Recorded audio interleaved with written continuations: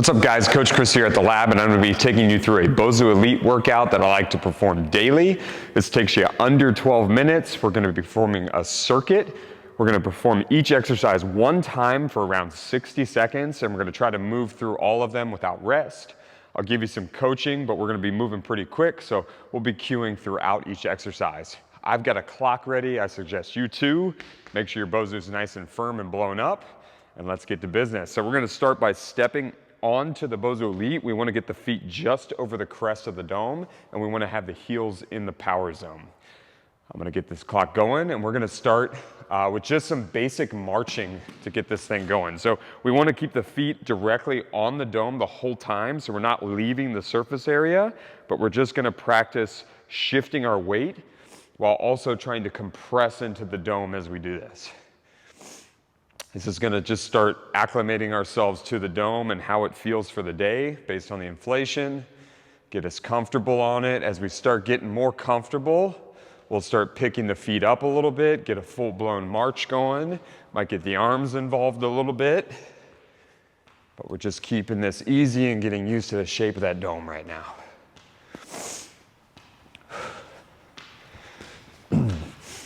So we're here for about 15 more seconds. Right after this, we're gonna be shifting into some split stance isometric holds. So kind of like a split squat. And this stuff's gonna prep us for more advanced variations as we get through this. All right, so next bit, we're going into the power zone. We're gonna turn the foot out towards like the 4 to 6 line, somewhere that's comfortable for you in there. We're gonna try to hover in a split stance if you can. If you wanna grab your hands and try to pull your hands apart, we're gonna hold this isometric position, again, for this full 60. If you need to, you can absolutely drop the knee all the way to the floor. That might even let you get a little more range and work that ankle a little bit. But feel free, if you're looking for some work and you feel pretty warmed up already, you can get after that hover.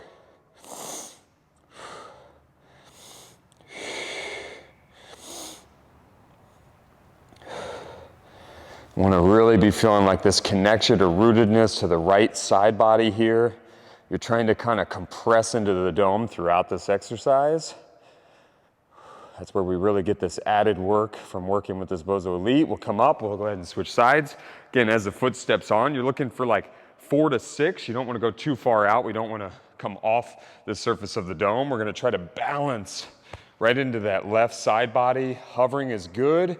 If you need to drop the knee, go for it. We just want to be feeling real good here. It's more about trying to compress into the dome while we're on it to get that activation through the joints and the legs. And I'm, again, trying to stay sort of rooted or connected to the side body throughout this. That's why grabbing the hands together, clenching them, and trying to rip the hands apart will create some like internal tension. Help you get the most out of this movement.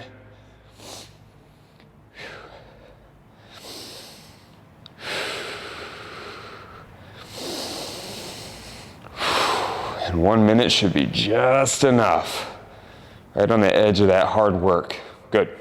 We're out, we're gonna pop down under our chest. We're gonna go in for a split or coiled compression, like push up, where we're not actually gonna push up, we're gonna press in. So hand goes into a diamond, we come to one side. So I'm throwing that one elbow back, one elbow comes by the side body. We stay on the dome and we try to pop the ball as hard as we can. You'll feel as the air in the dome sort of like compresses, it'll sort of pick up your chest a little bit. But at this point, we are not trying to press up.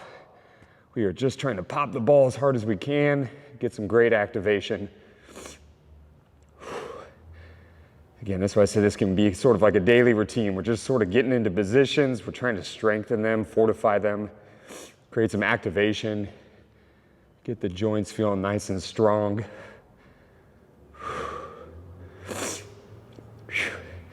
What's cool about this dome is it sort of meets everybody where they're at. We'll go ahead and switch to the other side. So it doesn't matter how strong you are, if you think you're not strong, whatever it is, if we're all trying to push as hard as we can into this dome, we're all getting the exact amount of intensity we need for the day.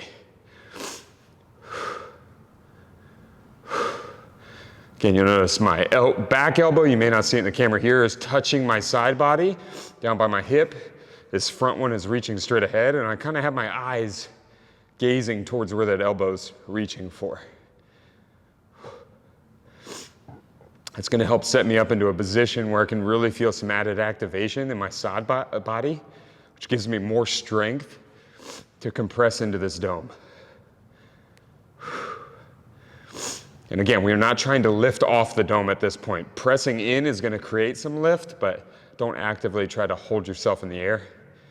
We don't want that much work. All right, we're out of there. We're gonna flip onto our backs on the dome. We're gonna go for a flat jack. It's always one of our favorite core activators on here. So we go toes pointed, arms are down by the side, and then we're just reaching the arms straight overhead. This is not about like doing this fast. We sort of want to go slow. And the more we can linger in this overhead position, this is where the work sort of happens up here. So if you want to go like shoulder to overhead, but honestly, I really liked coming all the way back down to those hips, making it nice and easy, and sort of chasing that hard and enjoying the fluctuation of intensity.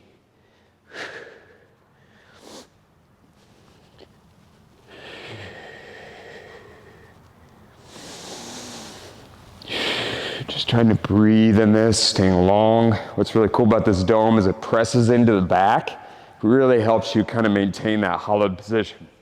All right, off the floor, we're back on the dome. We're gonna try to step up from what that marching was. We're gonna add a little bit of a speed to this and arm action, so we're getting into like a high knee. And your goal on this one is for better balance, you'll sort of want to stay over the crest of the dome. If you kind of fall back a little bit, you can stay on the balls of your feet a little more, and it could be a little more of a challenge, and feel free to do that if you will. But you may find yourself bouncing off once in a while, and don't worry about that, that's good. It's good to challenge yourself. But we're just keeping it easy and precise, going for some high knees. And what we like about this, that dome shape, teaches the foot to sort of meet this center line position, to drive out through the big toe, which is gonna help you walk around the room better after you're done with this. All right, from there, we're gonna go ahead, we're gonna go to like a lunge type complex. So we're gonna start in that lunge position we were doing, where the knee is sort of scissoring in. I'm balancing that core, and then I'm gonna step up and over, and then back. Up and over, and back. And I'm using the shape of that dome to teach me to pivot that heel out. And I'm always sort of driving whatever the back knee is at the time towards the front heel. So in the back position, you almost can even put it on the dome and compress into it. In the front, you're sort of getting this dive in to the floor and that front heel. I'm rooted in the left side body. All my weight's over this leg. I'm rooted in the right side body. All my weight is over the dome.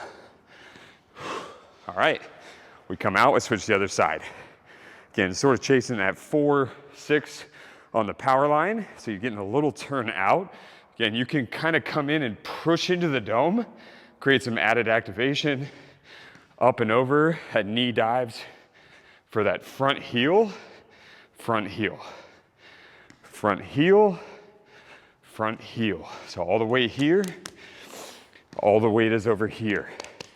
And just like we did in that compression style push-up, that elbow is reaching ahead, that elbow is switching and reaching ahead. We don't care about hovering. Just find the positions. Try to compress into the dome, get some activation.